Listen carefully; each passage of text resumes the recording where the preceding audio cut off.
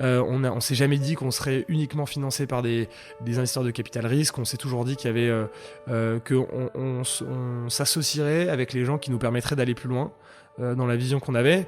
Et donc on n'a jamais fermé la porte aux investisseurs industriels, jamais fermé la porte aux investisseurs de capital risque. Enfin voilà, on est des gens pragmatiques et on veut trouver des gens qui ont envie d'écrire l'histoire avec nous. Donc tout le monde n'était pas convaincu au début. En revanche, petit à petit, on arrive à voir les bénéfices de cette association, puisque je préfère parler d'association que de rachat, parce que pour nous, on le vit plus comme une association, comme un rachat, parce que notre vision, c'est qu'ils vont nous aider à aller plus loin, alors que le rachat sous-entend un peu que derrière, c'est un peu fini, que c'est un peu la fin de l'histoire des fondateurs, ce qui n'est pas du tout notre cas. Alors, ce qui est certain, c'est que la répartition des rôles s'est faite de manière très naturelle et des périmètres de manière très naturelle. En revanche, ce qui est vrai, c'est que l'équilibre entre 5 associés, c'est une construction lente par sédimentation. Donc, ça veut dire qu'au début, tout est compliqué. Et petit à petit, avec l'expérience, on arrive à comprendre, chacun trouve sa place, on arrive à comprendre aussi comment chacun fonctionne, dans quoi est-ce qu'il est fort, etc. Et ça, pour le coup, c'est un apprentissage lent, mais qui fait qu'aujourd'hui, après 5 ans, on est, je crois, en tout cas, c'est mon cas et je pense que c'est le cas de mes associés, alignés, heureux dans la relation, on se fait confiance surtout, et on a vraiment réussi à trouver, je trouve, un équilibre d'association qui marche très bien. Parce que la communauté est clé, parce que l'entraide nous possède, on a décidé de mettre en lumière tous ces visionnaires. Bienvenue dans le podcast Build a City for Good de Daphne. Bonjour à tous, aujourd'hui on a un invité exceptionnel en face de nous. Il s'appelle Arthur Barillas de T. Et avec nous, et avec moi plutôt, en co-host, nous avons encore une fois Sauvan Saint-Léger, notre Investor Relation, que vous connaissez tous maintenant. Revenons à Arthur Barillas de T. Bonjour. Enchanté, bonjour. Enchanté Aurélie. Merci beaucoup d'être venu. Enchanté Sauvan aussi. Je t'en prie, enchanté Sauvan. Très poli dans ce podcast. Ouais, n'est-ce pas ? Bienvenue, merci d'avoir pris le temps de venir nous voir et nous raconter l'histoire d'Oversea, le commissionnaire de transport nouvelle génération. Tu vas nous expliquer toute votre histoire. Vous avez été racheté par Bolloré il y a 1 an et demi. 2 ans, ouais. 2 ans, pardon. Mes fiches sont pas à jour. Mais avant de parler de toute cette belle histoire avec ton gang des cofondateurs, tes 5 lurons, on va parler de toi. Et ouais, volontiers. En fait, on parle pas du tout d'Oversea. En fait, on veut juste. Je découvre, mais volontiers. Qui es-tu, Arthur ? D'où viens-tu ? Où as-tu grandi ? Et qu'est-ce qui a fait que tu es devenu entrepreneur Je m'appelle Arthur Barillas de T, c'est important, c'est le nom de ma femme aussi. Deuxième invité quand même, qui a rajouté le nom de sa femme après son nom de famille. Voilà. Très moderne. N'est-ce pas ? Ouais. J'ai 31 ans. Est-ce que c'est parce qu'il y a une particule en plus ou C'est ce que disent les gens mal intentionnés, exactement. Je me mets dans cette case alors. N'est-ce pas ? J'ai 31 ans, j'ai grandi à Paris, un tout petit peu en Égypte, où j'ai eu la chance de passer quelques années quand j'étais plus jeune.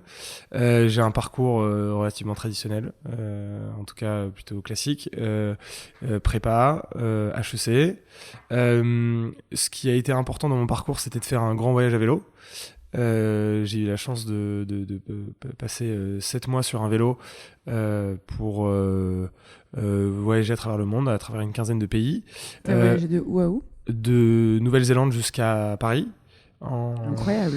Ouais, notamment à travers l'Asie centrale et ensuite d'Istanbul à Paris aussi à vélo. Enfin, j'ai fait tout ça à vélo. À quel âge ? Mais en combien de temps ?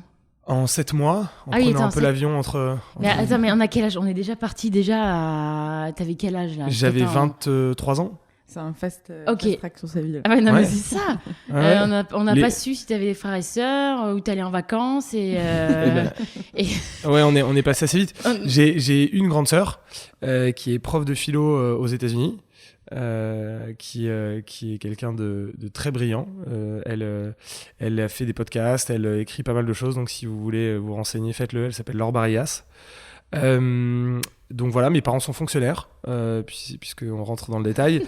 Non mais attends, C'était une blague. c'était une blague. Mais c'est très bien, t'as grandi à Paris. Grandi à Paris. Et t'as tout de suite aimé le vélo. C'est exactement ça, non en fait, le vélo, c'était important pour moi. J'ai fait 2 années de césure. ce qui se fait maintenant de plus en plus à HEC. Et à l'issue de ma première année de césure, j'avais envie d'aller faire autre chose, de prendre un peu de temps pour réfléchir à ce que j'avais envie de faire. Et en fait, le vélo, c'est quand même pas mal pour ça, parce qu'on reste assis sur une selle 10 heures par jour, 10-12 heures par jour, et on tourne en rond quand même un peu, hein. C'est un peu comme si vous faites de la rando, vous le savez, c'est des moments quand même de réflexion et d'introspection.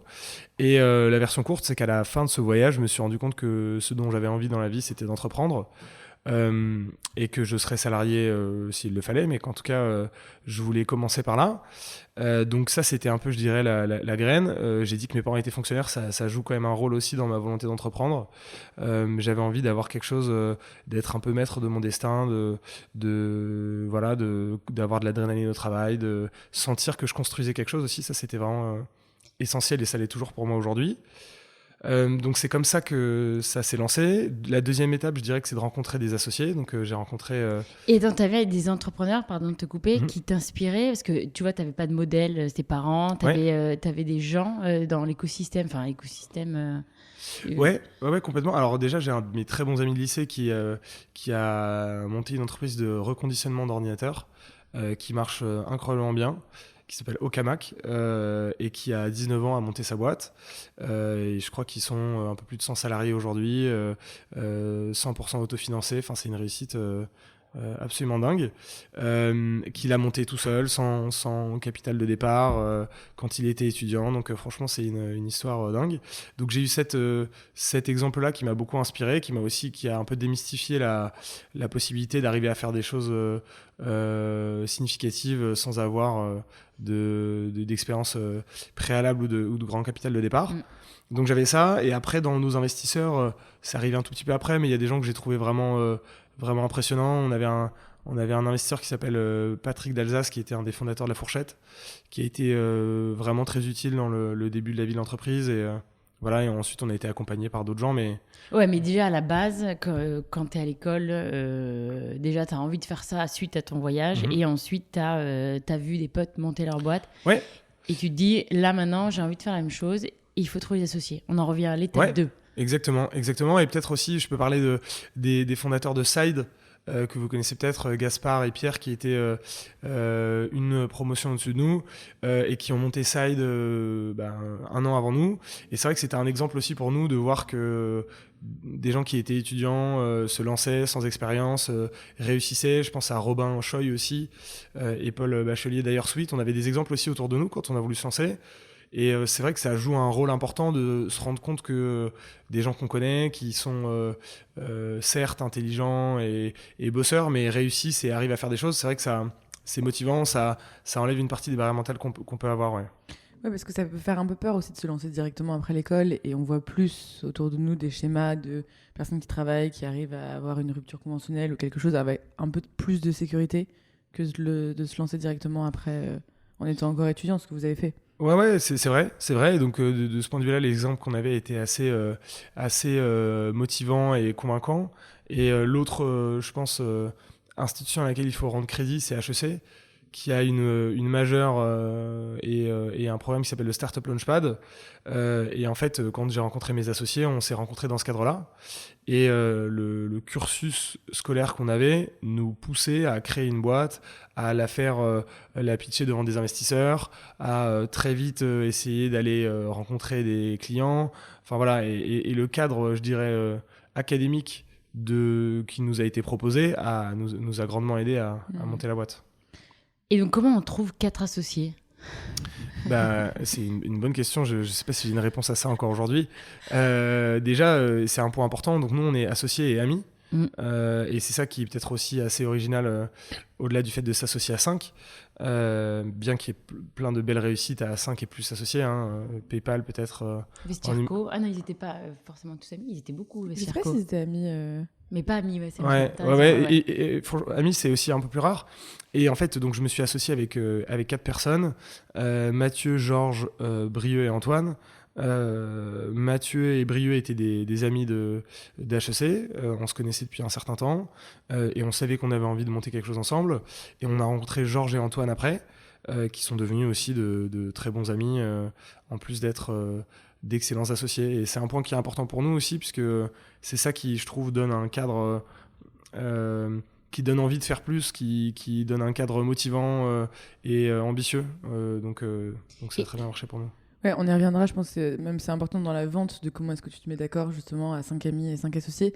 Mais du coup, donc là, vous finissez à HEC et vous vous dites à la base tous les 3, bon, on va monter quelque chose. Est-ce que vous savez un peu ce que vous voulez faire, comment le faire ? Il y a un peu un vide aussi à ce moment-là. Et je pense à pas mal d'étudiants qui peuvent aussi écouter de savoir, tu sais pas par où commencer en fait. Ouais, alors pas savoir par où commencer, je pense que c'est un peu le cas de figure de tous les étudiants. On avait tous fait des stages et je pense qu'on n'avait pas eu de vocation ou de révélation dans les différentes expériences qu'on avait eues. Donc on se sentait pas appelé par exemple par le conseiller en stratégie. Qui se sont vraiment appelés Non, ouais. Sûrement une partie des gens qui nous écoutent, hein, en tout cas je l'espère, et surtout des gens qui le font. Donc on sentait que c'était pas tellement ça qu'on voulait faire. Et en fait au tout début on s'est assis autour d'une table avec Mathieu et Brieux. Et on savait qu'on voulait faire quelque chose ensemble, et chacun est venu avec une idée, un problème, ou en tout cas un sujet d'intérêt qu'il avait pu rencontrer dans ses différentes expériences pro et stages. Donc on s'est assis autour d'une table. Moi j'ai proposé une idée dans les RH. Je leur avais dit que j'avais fait une mission dans une entreprise qui avait des énormes problèmes de recrutement, de recrutement de grands volumes de candidats. Et j'avais proposé de créer un algorithme qui permette d'objectiver le recrutement sur CV en identifiant dans le CV d'une personne ce qui pouvait prédire la performance dans le job en question. Donc ça, c'était ma proposition, qui a été poliment refusée par mes 2 associés, sous le prétexte que les RH les passionnaient pas, qu'ils n'avaient pas envie de travailler 10 ans là-dedans, voilà, accepté et subi, hein, mais pour être franc. Donc ça, c'était ma proposition. Brieux a fait une proposition sur les syndics, qui a été immédiatement refusée, sous le prétexte que, pour à peu près la même raison, que c'était un secteur qui nous passionnait pas et dans lequel on se voyait pas travailler 10 ans. Et la proposition de Mathieu est celle qui a été gardée. Mathieu nous a parlé de l'expérience qu'il avait eue dans une entreprise en Australie, qui importait des meubles depuis l'Asie et qui les vendait sur un site internet. Et Mathieu nous a parlé de la façon dont l'import était géré là-bas, en nous disant qu'il avait été exposé au sujet. Il nous avait dit je trouve que c'est étrange, les modes de fonctionnement sont quand même assez archaïques, le niveau de satisfaction en interne est bas sur le sujet, voilà. Donc ça, c'était un peu, je dirais, le point de départ. Et comme souvent, je pense qu'il faut une vraie dose de fascination, ou en tout cas d'un intérêt fort pour la matière dans laquelle on travaille. Et ce qui a tout changé, c'est quand on a commencé à s'intéresser au sujet du transport international, on a été happé par le secteur, et c'est ce qu'on essaye de faire. Enfin, c'est une des missions de l'entreprise, c'est de rendre accessible et de décrypter un secteur qui est un peu complexe, et de le rendre aussi attrayant, parce qu'on trouve qu'il est passionnant. Et ce qui nous a plu dedans, c'est que c'est des métiers internationaux, donc on est exposé à on travaille beaucoup avec l'Asie, avec les US. Il y a beaucoup de sujets culturels dans ce qu'on fait aussi. C'est des métiers en perpétuel changement. Donc en fait, vous avez peut-être en mémoire l'Ever Given, donc le bateau qui a bloqué le canal de Suez.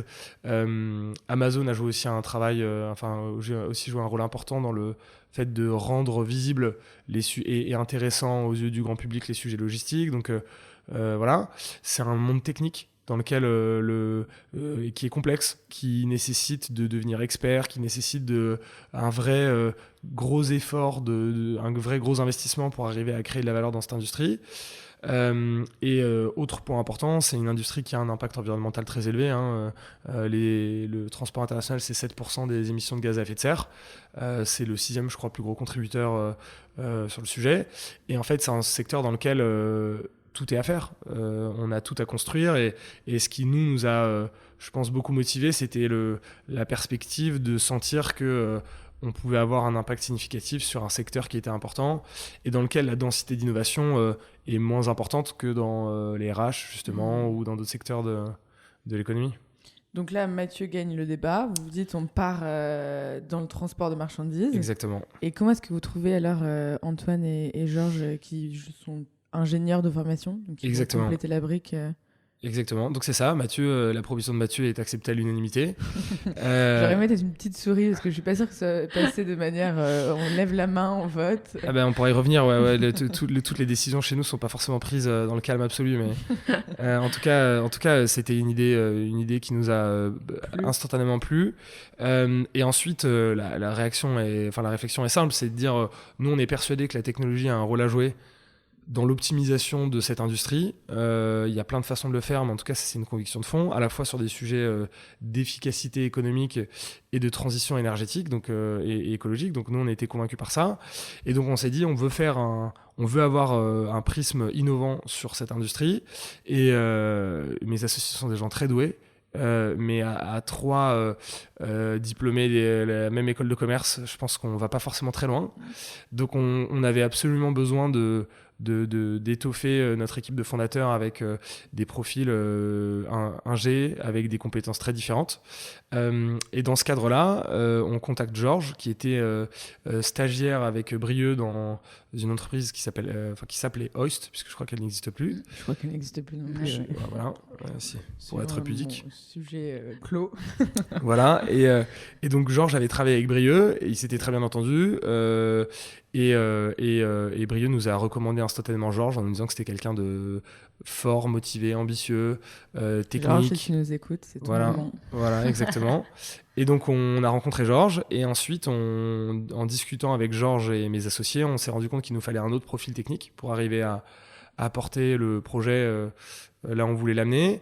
Et en me renseignant autour de moi, j'ai rencontré par l'intermédiaire de ma femme, Antoine. Et même chose, match instantané entre nos profils d'entrepreneurs. Alors, je tiens à rappeler qu'il a d'abord refusé de rejoindre le projet, comme j'aime à lui rappeler, puisqu'il pensait qu'on n'avait pas trop d'avenir. Et la deuxième fois était la bonne. Donc, quand on lui en a reparlé, qu'on lui a dit, je pense que ça peut valoir le coup. En tout cas, nous, on a envie. Il nous a rejoints. Et voilà. Et ce qui est très important là-dedans, c'est d'avoir une relation, beaucoup de complémentarité. Ça, honnêtement, quand on se présentait au début avec 5 associés, dont 3 d'école de commerce, 2 d'école d'ingé, etc., les retours étaient relativement mitigés sur la qualité de l'équipe et la complémentarité des profils. Et en réalité, il y a une vraie diversité. On a tous des compétences différentes, des appétences différentes, qui sont très naturellement, et on a de la chance là-dedans, révélées complémentaires. Oui, j'allais venir. Comment chacun prend sa place, tu vois, trouve sa place aussi, parce que vous avez la même formation. Et comment vous arrivez à trouver votre place? Alors déjà, je pense que ce qui est important, c'est que rappeler qu'on a tous, à cette époque-là, on a tous 24 ans, 24-25 ans. On est tous primo-entrepreneurs, enfin on est étudiants à cette époque-là, on est primo-entrepreneurs, et donc il y a une symétrie parfaite entre nos situations en fait. Personne n'a d'expérience, personne n'a déjà écrit une histoire entrepreneuriale, on est tous débutants. Et je pense que ça permet de mettre tout le monde sur un pied d'égalité, ça permet aussi de créer un cadre humble à l'association, voilà. Donc on était tous persuadés qu'on n'avait pas qu'on n'avait pas de talent incroyable. Enfin, il n'y avait pas je trouve, de sujet d'ego trop fort dans l'association, et ça c'était et d'asymétrie trop forte. Donc ça c'était important. Et ensuite, c'est assez simple. On s'est assis autour d'une table tous les 5 et on a dit voilà le projet qu'on va faire. Qu'est-ce qu'on se sent capable de faire? Qu'est-ce qu'on a envie de faire? Et en fait, très naturellement, les rôles se sont dessinés comme ça. Moi, j'étais plus attiré par la partie vente et globalement tout ce qui était lié aux revenus, ce qui intéressait moins mes associés et ce pourquoi ils avaient moins de disposition, je pense. Un de mes associés, Brieux, s'est porté tout de suite sur les opérations, ce qui était un sujet aussi qui était, je pense, un vrai sur lequel il avait à la fois une appétence et une compétence forte. Même chose pour Mathieu sur les sujets finance et RH. Et mes associés Antoine et Georges se sont naturellement répartis les périmètres produits et tech, donc ça s'est fait de manière... C'est le meilleur des mondes, présenté comme ça. C'est clair. Alors, ce qui est certain, c'est que la répartition des rôles s'est faite de manière très naturelle, et des périmètres de manière très naturelle. En revanche, ce qui est vrai, c'est que l'équilibre entre 5 associés, c'est une construction lente par sédimentation. Donc ça veut dire qu'au début, tout est compliqué. Et petit à petit, avec l'expérience, on arrive à comprendre, chacun trouve sa place, on arrive à comprendre aussi comment chacun fonctionne, dans quoi est-ce qu'il est fort, etc. Et ça, pour le coup, c'est un apprentissage lent, mais qui fait qu'aujourd'hui, après 5 ans, on est, je crois en tout cas, c'est mon cas et je pense que c'est le cas de mes associés, alignés, heureux dans la relation. Et vous faites confiance sur On chaque se fait domaine, confiance sur tout.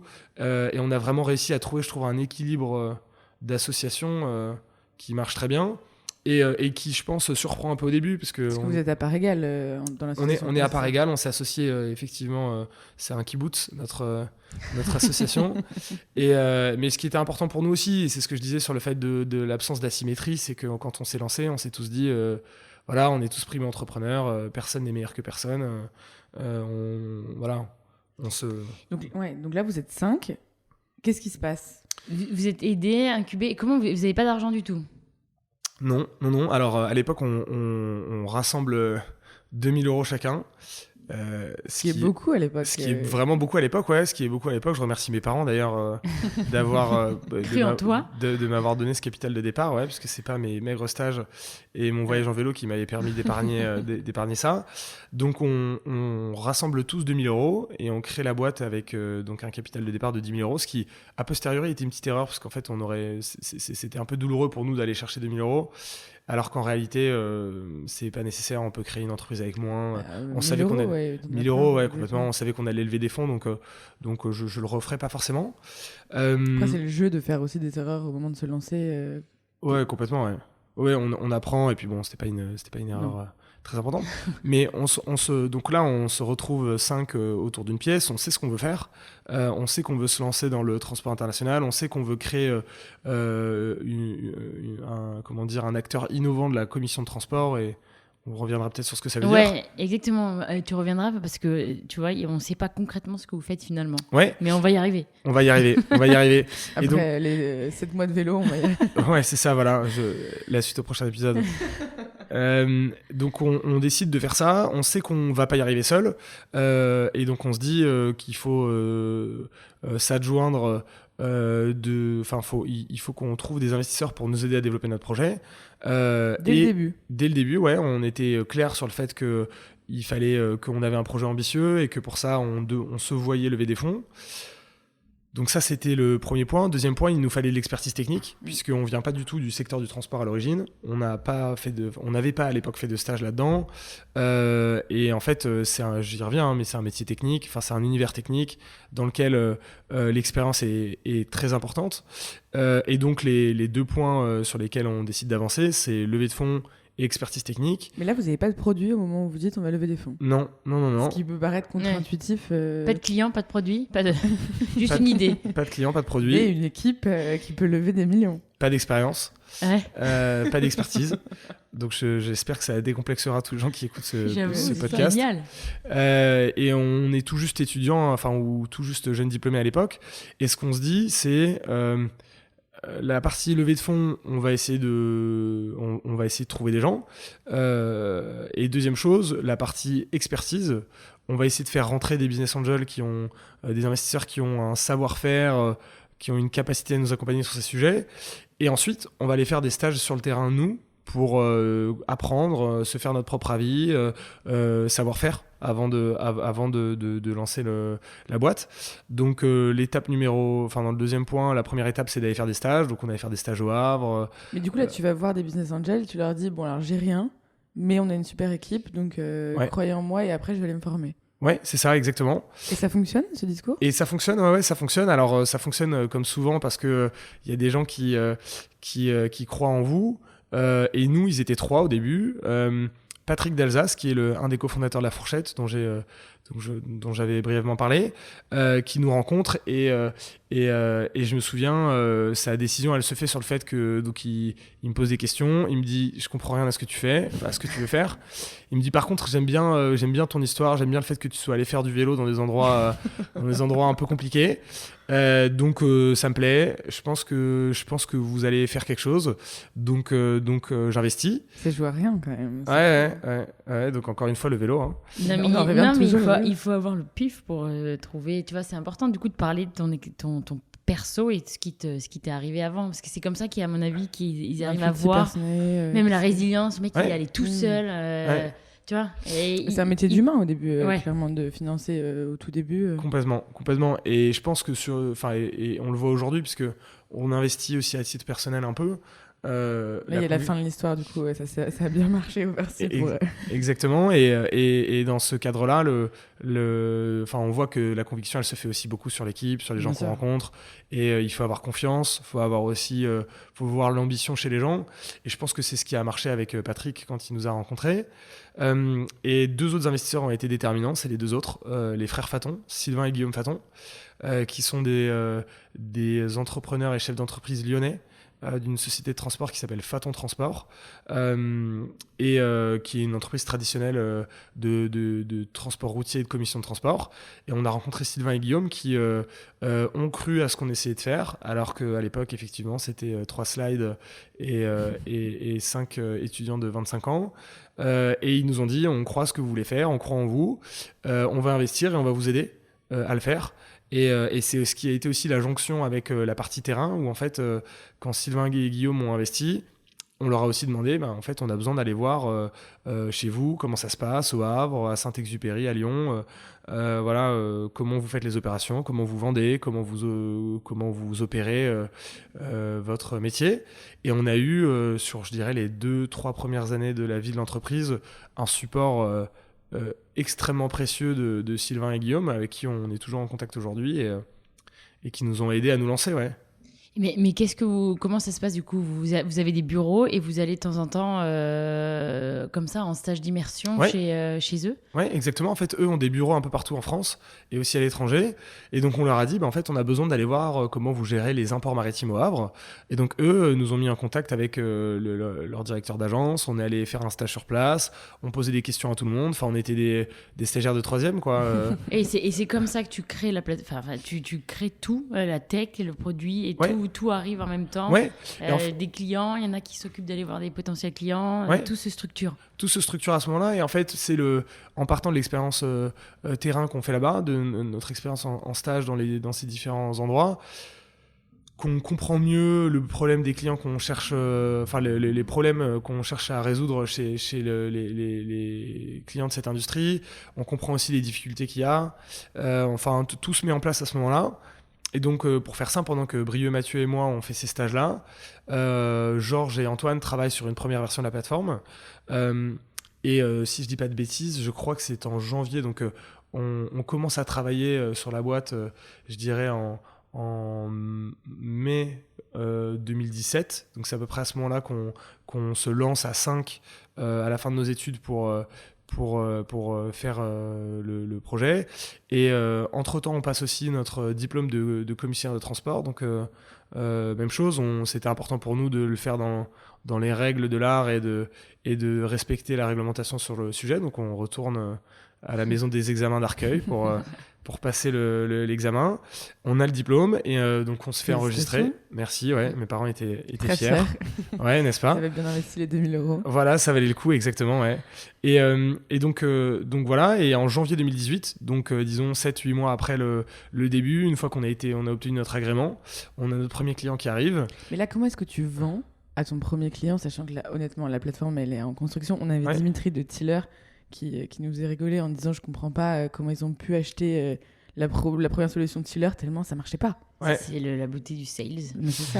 Ouais, alors qu'est-ce que tu leur vends? Qu'est-ce que tu leur as dit en fait? C'est un sujet de blague récurrente de la part de mes associés qui m'accusent d'avoir exagéré les capacités techniques de notre plateforme de l'époque. Comment tu l'as présenté alors? Et alors, c'est toujours... Exactement. Finalement, concrètement, qu'est-ce que vous proposez à vos clients? Ouais, alors, donc peut-être pour passer par là, avant d'expliquer comment est-ce qu'on allait chercher nos premiers clients. Donc, on est dans un métier qui s'appelle la commission de transport. Il y a 3 types d'acteurs dans le transport international. Il y a ceux qu'on appelle ceux qui possèdent les actifs de transport. Donc ça, c'est les compagnies maritimes, CMA CGM, qui est l'armateur français, MSC, Maersk, je ne sais pas si c'est des noms qui vous parlent. Il y a les compagnies marseillaise, donc CMA CGM. Autant dire que... Voilà, tu connais. Donc voilà, les compagnies aériennes, Air France, etc. Les transporteurs routiers, donc ça, c'est les transporteurs. De l'autre côté de la chaîne, il y a les clients, qui sont les entreprises qui ont des besoins de transport. Nux, Veja, Schneider Electric, voilà, toutes les entreprises qui produisent des produits physiques ont souvent, pour ne pas dire quasiment tout le temps, besoin de services de transport. Et entre les deux, il y a ce qu'on appelle un commissaire de transport qui intermédie la relation entre les transporteurs et les clients finaux, avec pour but de simplifier toute la prestation d'un transport international. Et ça a 2 objectifs pour le client, enfin pour l'entreprise qui importe ou exporte. C'est de massifier les achats de transport. Donc en fait, quand on est une entreprise de j'en sais rien, qui fait des chaussures ou ce genre de choses, on est souvent très petit par rapport aux entreprises de transport. CMA CGM, c'est des dizaines de milliards de chiffre d'affaires. Voilà, c'est des boîtes qui sont très très grosses. Et on a beau être un gros importateur, souvent on est quand même très très petit par rapport à ces gens-là. Et un des rôles du commissaire, c'est de massifier les volumes de différents clients pour avoir des économies d'échelle vis-à-vis des transporteurs. Deuxième rôle, c'est un rôle d'excellence opérationnelle et d'arriver à coordonner la compagnie maritime, la douane, le transporteur routier et toutes les complexités qu'il y a sur un transport international. Et donc c'est ça qui justifie, je dirais, la valeur et l'existence des commissaires de transport. Et ce que nous, on essaie de faire, c'est le même métier, mais de le délivrer via des outils technologiques. Donc on a développé une plateforme web qui permet, pour faire simple, à nos clients d'importer ou d'exporter en quelques clics, avec des acteurs et des prestataires de qualité, de la visibilité en temps réel sur leurs marchandises, du reporting sur leurs coûts et leur impact carbone. Et si je devais le résumer, je dirais que c'est une vision, une expérience digitale et moderne de la commission de transport. Voilà ce qu'on essaye de faire. Et donc ça nécessite à la fois de développer, je dirais, des capacités en tant que commissionnaire, donc des relations avec les compagnies maritimes, aériennes, transporteurs routiers, du savoir-faire douanier, etc. Donc c'est un gros morceau. Et de l'autre côté, d'être capable de développer des outils techno qui répondent aux problématiques des clients et aussi qui simplifient la vie de nos équipes en interne pour simplifier, je dirais, la coordination du transport international. Donc voilà le métier qu'on fait. Et donc si on se reprojette sur les premiers clients... Là, tu le présentes comme ça ? Alors Et tu vas voir qui, toi, du coup ? Alors, pour être très concret, nos 3 premiers clients, ils viennent de 2 canaux différents. Le premier canal, notre tout premier client, c'est une filiale d'Engie et qu'on a rencontré puisque Georges avait un copain d'école qui était en stage chez Engie. Ça commence comme ça. Hein. Donc Georges nous dit, voilà, j'ai un copain qui travaille là-bas. Il me dit que c'est quelque chose qui peut potentiellement intéresser la responsable du service logistique, etc. Donc, il nous obtient le rendez-vous. On va à Vélizy pour les rencontrer. Et là, stupeur, je leur dis, voilà, regardez, on fait quelque chose d'exceptionnel. On est les seuls à le faire en France. C'est extrêmement novateur. Vous avez la possibilité d'être parmi les premiers utilisateurs du service qu'on développe. Alors, on est une boîte en création, donc on ne peut pas prendre toutes les demandes qui arrivent. Donc, on va devoir sélectionner. En revanche, on a un lien particulier via la personne qu'on connaît. On aime beaucoup et on croit qu'on a peut-être quelque chose à faire ensemble, une belle histoire à écrire. Donc, si vous êtes intéressé, on peut s'assurer que vous fassiez partie des premiers à travailler avec nous. Aussi surprenant que ça puisse paraître, ça marche. Et là, tu montres la plateforme, tu montres quelque chose de concret ou c'est vraiment... On montre des slides, puisqu'à cette époque, la plateforme est en cours de développement. D'accord. Voilà, donc on n'a rien de très concret. En revanche, et c'est ça qui est beau, c'est que les clients qui nous écoutent se projettent sur 2 choses.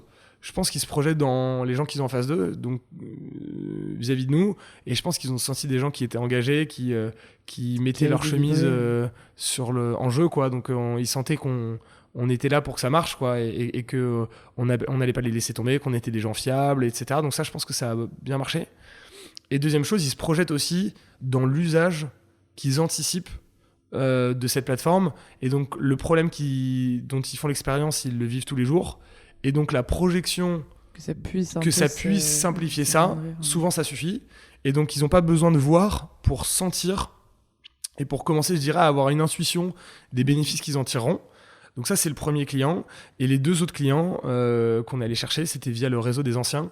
Moi, j'avais jamais fait de vente. On n'avait jamais rien fait. Hein, donc voilà. Et j'avais pris le réseau des anciens d'HEC et j'avais appelé de manière méthodique des personnes de la liste. Voilà, des centaines d'anciens diplômés. Sales, Voilà, et je leur disais, on est 5, on monte quelque chose qui, je pense, vaut la peine d'être écouté.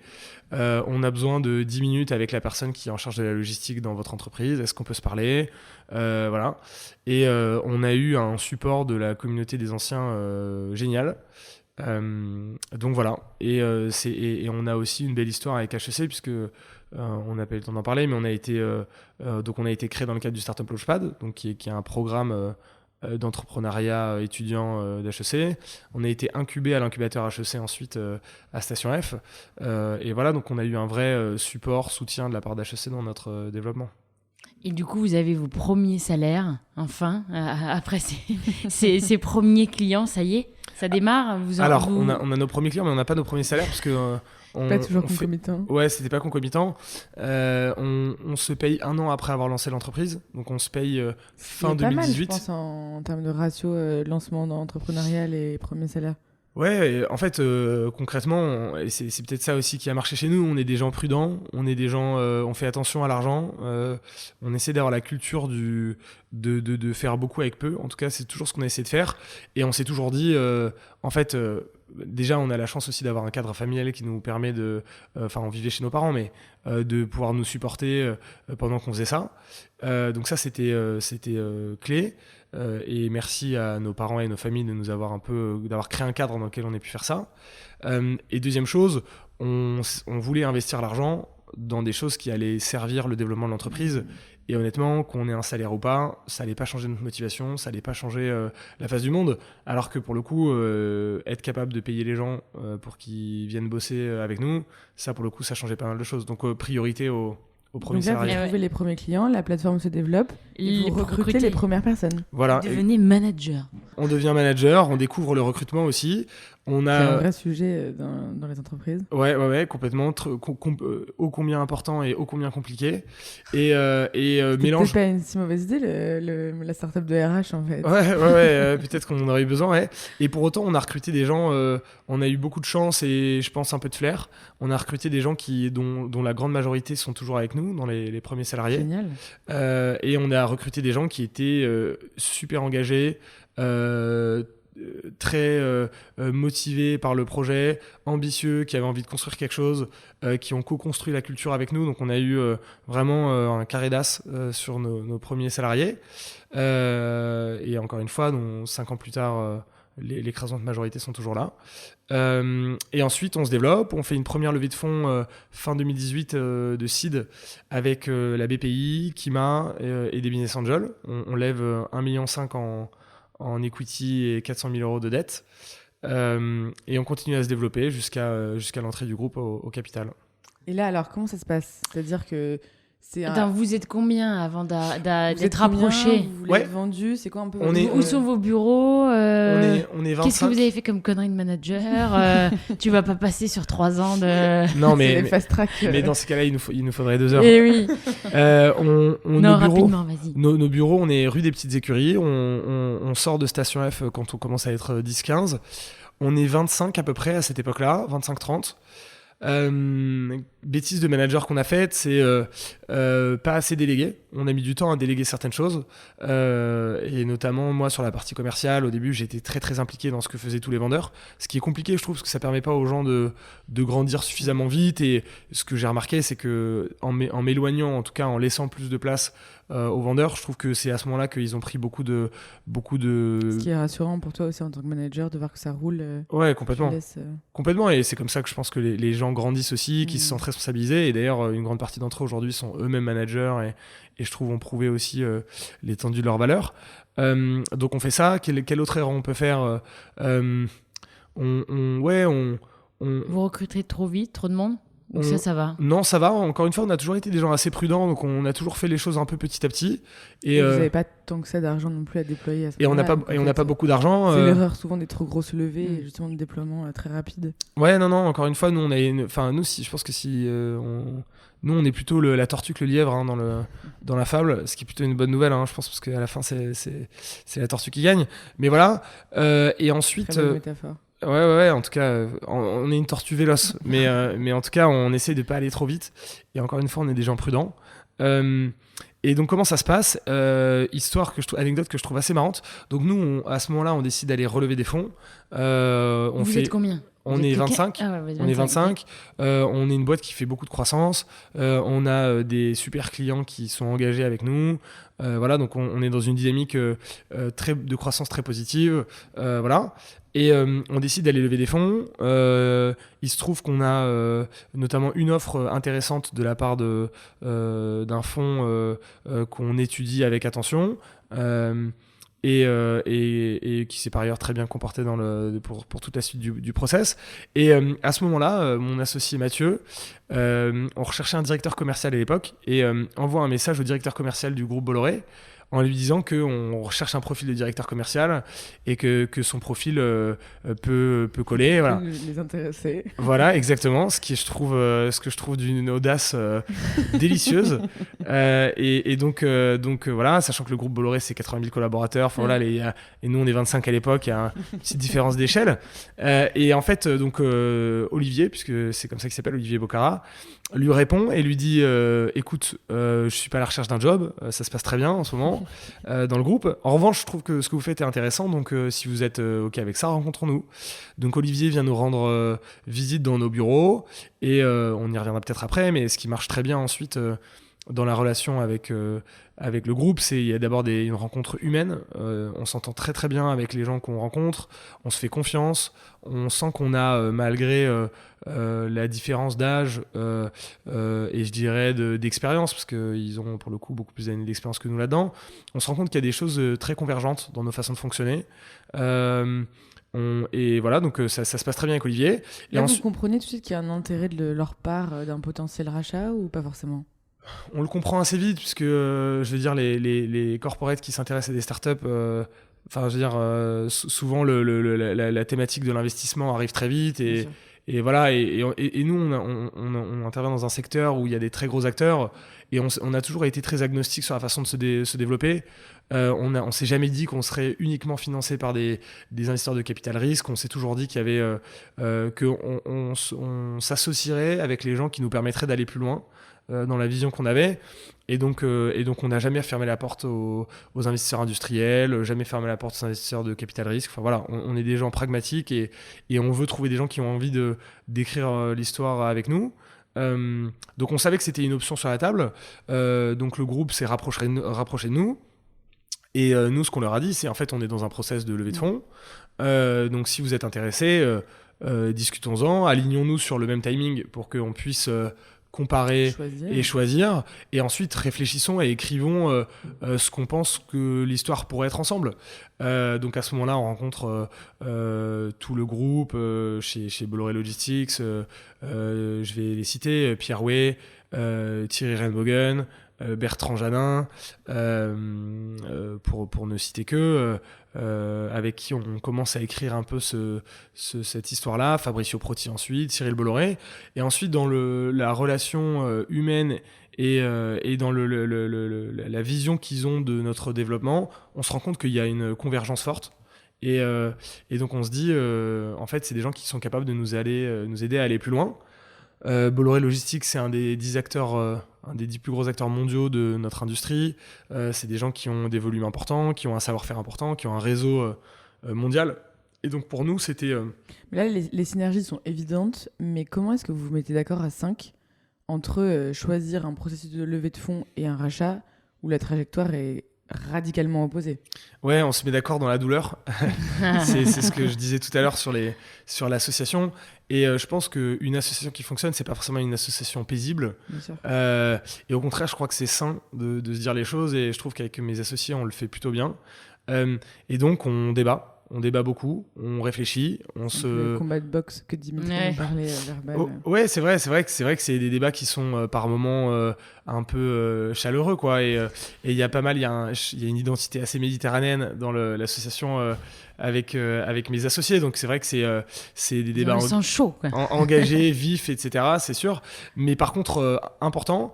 Et à l'issue de ça, en fait, on se rend compte, en tout cas, on est tous convaincus qu'on peut aller plus vite, plus loin avec le groupe. Donc vous arrivez quand même à vous mettre d'accord? On arrive à se mettre d'accord, ouais, sans problème. Et en fait, on fait un travail. C'est pas évident. Tu peux avoir un ou deux qui est vraiment contre, et du coup, ça. Et je pense que le rachat, ce serait pas fait d'ailleurs. Absolument. Le concept d'une association, c'est quand même que tout le monde a voix au chapitre et qu'il peut y avoir des vétos être tous engagés sur un projet aussi structurant que celui-là, c'était absolument nécessaire. Donc tout le monde n'était pas convaincu au début. En revanche, petit à petit, on arrive à voir les bénéfices de cette association, puisque je préfère parler d'association que de rachat, puisque pour nous, on le vit plus comme une association, comme un rachat, parce que notre vision, c'est qu'ils vont nous aider à aller plus loin, alors que le rachat, sous-entend un peu que derrière c'est un peu fini, que c'est un peu la fin de l'histoire des fondateurs, ce qui n'est pas du tout notre cas. On a fait Justement, là, 2 ans de rachat, comment est-ce que ça se passe et je pense que c'est intéressant parce que ça fait toujours peur, le rachat d'une start-up par un grand groupe. Or, on le voit, ça commence à devenir un peu plus la norme, là où les levées de fonds sont moins faciles. Et je pense que ton témoignage est aussi rassurant de ce côté-là. Ouais, alors je j'ai pas prétention de comment dire, à un dogme sur le fait que ça se passe toujours très bien avec on avait Dimitri, encore une fois, de Tiller, et qui était très content aussi. Ouais, je pense qu'il y a c'est comme les chasseurs, hein, il y a le bon et le mauvais chasseur, et je pense que dans les deals corporate startup, il y a aussi les bons et les mauvais deals. Nous, je pense qu'on était un bon deal. Les raisons pour lesquelles je pense que c'était un bon deal, c'est qu'il y avait une entente humaine, il y avait énormément de confiance, il y avait une vision commune, et ça, je pense que ça lève énormément de problèmes au quotidien. Beaucoup de confiance aussi, voilà. Donc ça a très bien marché. Et 2 ans après, franchement, ça marche très très bien. Pour vous donner quelques chiffres, on était 25 salariés quand le groupe est rentré. Aujourd'hui, on est à 180, je crois, dans 5 pays, alors qu'on était que dans un pays au début. On a une croissance de notre chiffre d'affaires et de nos volumes qui a été extrêmement importante. Je crois qu'on a dû faire x8 à peu près depuis que le groupe est rentré. Le groupe nous a aidés sur toute une série de sujets. On est devenu beaucoup plus mature comme organisation. Ils nous ont aidés à nous rendre plus matures en finance, en comptabilité, sur certains sujets legal, sur notre approche du métier aussi, sur notre capacité à créer une stratégie industrielle sur ce secteur, etc. Donc pour nous, c'était vraiment un accélérateur.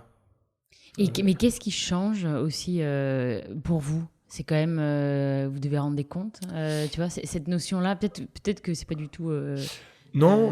La manière dont vous voyez les choses, vous vous rendez pas de compte, mais tu vois, il y a un truc où là, vous êtes associés, et donc vous n'êtes plus que tous les 5. Ouais, alors on rend toujours des comptes quand on a des actionnaires, et puis en fait on rend des comptes aussi à ses salariés, donc je pense pas qu'il y ait de changement majeur. Et par ailleurs, dans l'esprit de ce qu'on avait signé avec le groupe, il y avait une volonté de synergie, d'accélération, mais aussi d'indépendance. Et ça, c'est ce qui nous a convaincus aussi, c'est que le groupe a compris très vite que pour que ça marche, il fallait aussi qu'on ait nos propres process, notre propre mode de fonctionnement, et que l'innovation se développe bien aussi avec qu'il faut une autonomie suffisante pour que l'innovation se passe. Et donc il y avait un très bon niveau, je dirais, à la fois de synergie et d'accompagnement, et en même temps d'autonomie et d'indépendance. Donc ça a très bien marché jusqu'ici. Et donc qu'est-ce qui a changé ? On est meilleur à ce qu'on fait. On est meilleur à ce qu'on fait parce qu'on grandit grâce à l'expérience du groupe. On est exposé à beaucoup d'autres sujets. Je veux dire, on est exposé à la gestion d'une entreprise de, encore une fois, dizaines de milliers de salariés dans beaucoup de groupes, enfin dans de nombreux pays, avec des problématiques qui sont celles qu'on aura, je l'espère, bientôt. Donc voilà ce qui a changé.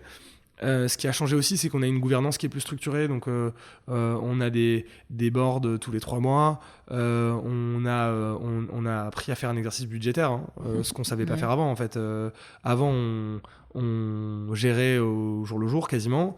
Maintenant, ce qu'on fait, c'est qu'on fait un budget tous les ans, qu'on suit, auquel on se tient. Enfin, je veux dire, en termes de gestion d'entreprise, on a appris beaucoup de choses. Très vite. On a grandi très vite, et franchement, honnêtement, dans notre capacité à générer du résultat, je trouve que ça a été déterminant. Donc, si je résume, la relation se passe vraiment très bien, et je pense que aussi bien le groupe que nous en tirons beaucoup de... Sachant que vous avez vos bureaux, c'est vous qui recrutez, vous êtes quand même très indépendant. Ouais, complètement. Justement, comment est-ce que tu passes en 2 ans de 25 à 180 personnes et tu gardes cette identité, ou est-ce que les 25 personnes sont toujours là? Enfin, comment ça se passe?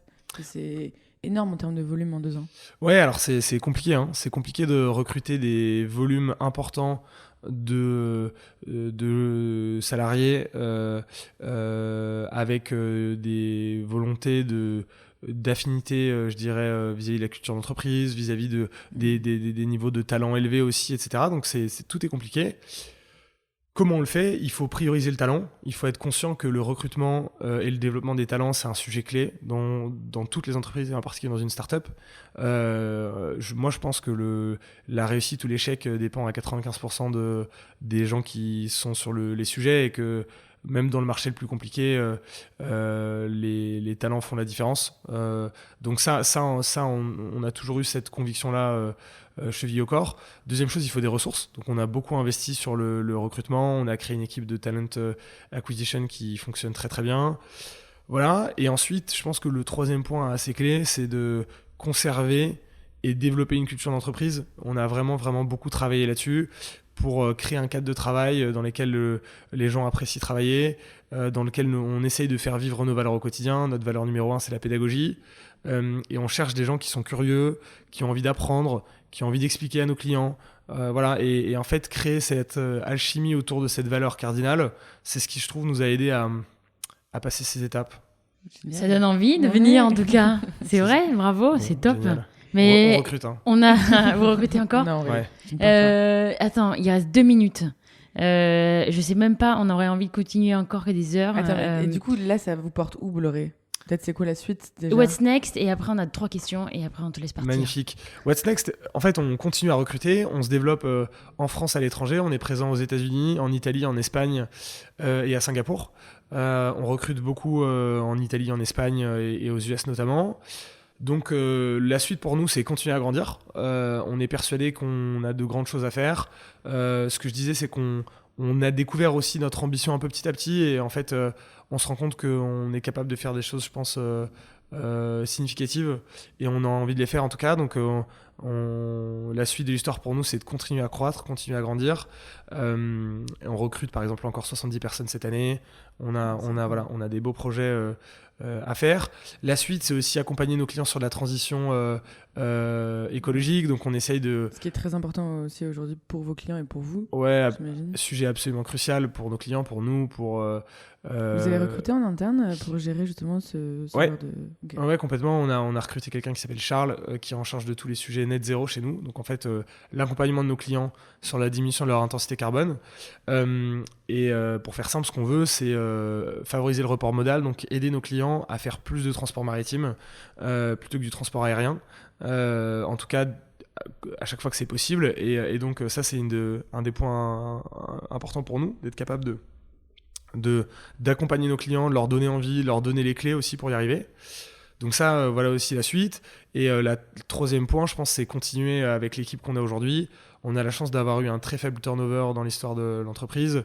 On fait attention, enfin, en tout cas on essaye autant que possible de développer les talents chez nous, de créer un cadre dans lequel les gens peuvent évoluer.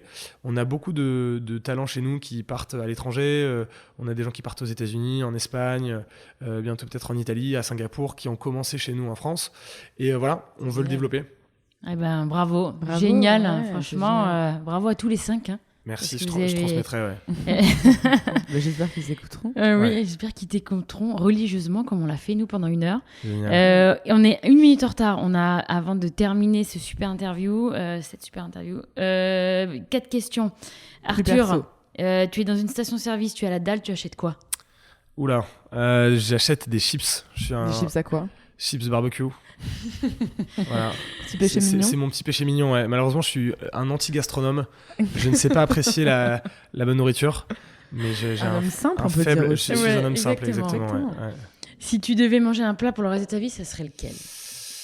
Mais très Vous porté bouffe, je suis désolée. Vous allez voir un gratin de pâtes. Oh, Maria. Il est tellement simple. N'est-ce pas? Ouais. Très corpo. Comment fais-tu pour déconnecter? Le vélo. Le vélo. Non, je plaisante. Ouais, parce que je continue à en faire encore un peu. Le temps avec Flavie, ma femme, qui est un vrai temps de déconnexion. J'adore la montagne aussi, notamment en été, donc de la rando. Après, pour être franc, je déconnecte. Enfin, j'ai pas un rapport au travail. Enfin, le travail, c'est pas quelque chose de désagréable pour moi. J'adore c'est bien d'entendre. j'adore ce Ouais, que je fais. exactement. J'adore ce que je fais, donc voilà. Et le côté négatif, c'est que j'y pense souvent, pour ne pas dire tout le temps. Le côté positif, c'est qu'en fait, je le vis pas comme Une contrainte. ou une charge contrainte, mentale. voilà. Donc, mais bon, chacun son équilibre et voilà. Moi, ça me pose pas de problème. Et enfin, ta petite routine du dimanche soir. Eh bien, c'est le foot. C'est le football club du dimanche, là, c'est quoi? Exactement, je joue au foot avec mes associés tous les dimanches soirs. Je pensais que Pour c'était régler les comptes un peu des frustrations de la Je semaine. crois que c'était la télé, il n'y a pas un truc le dimanche soir. Si, effectivement, il y a la Ligue 1. Non, là, c'est jouer au foot et on joue ensemble souvent avec mes associés, enfin, quand ils acceptent de me prendre dans leur équipe. Donc non. Est-ce que c'est le dernier à être choisi? Nul. Je suis pas le plus nul, non, j'espère pas, je ne pense C'est pas. qui le plus nul? Y a pas Histoire de créer des conflits pour la fin dans cette belle association. Franchement, ça lui fera pas plaisir, mais je pense que c'est Mathieu. Aïe, aïe, aïe. Non, c'est une blague. Non, et voilà, donc il y a ça. Et puis mon petit péché mignon, je suis un grand supporter du club de Brive, Brive-la-Gaillarde. Toutes les vérités et les mensonges. En rugby. Voilà, Ok. je suis grand fan, supporter. La famille de ma mère vient de là-bas. Mon grand-père a joué et été bénévole au club. Et donc du coup, voilà, grand supporter. Je suis devenu actionnaire il y a quelques temps aussi du club, Wow. qui vit une remontada exceptionnelle en ce moment. Donc voilà, ça me donne aussi le sourire.